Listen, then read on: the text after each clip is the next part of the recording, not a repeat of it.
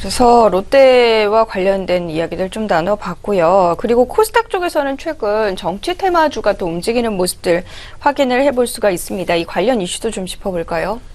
네, 뭐 정치 테마주 상당히 우리가 기계적으로 말씀을 드리면 정치 테마주는 리스크가 있습니다. 이런 말씀을 드려도 주가가 급등급락할 때 상당히 그 매수적인 욕구도 많은 종목이 결국 정치 테마주가 아니 싶습니다.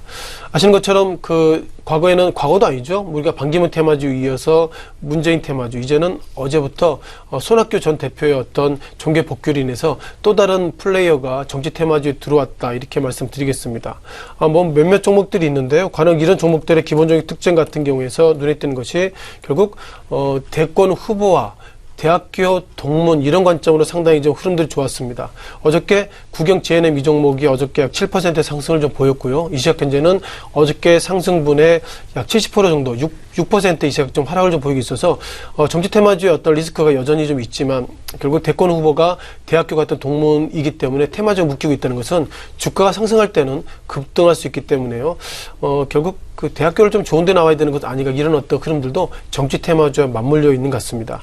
다만 눈에 띄는 것이 그 송민순 전 장관이죠.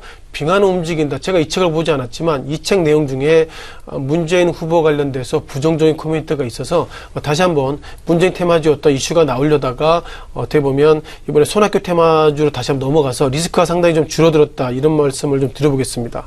문재인 후보 테마주는 시청자 여러분께서 이제 충분히 아실 것 같은데요.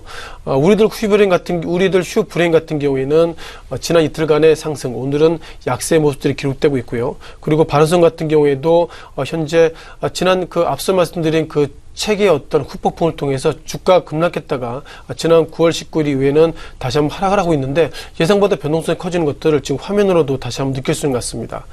따라서 정치 테마주 이슈, 이제는 뭐 반기문 테마주, 그리고 손학규 테마주, 이런 어떤 이슈가 계속 수뇌매가 도는데요.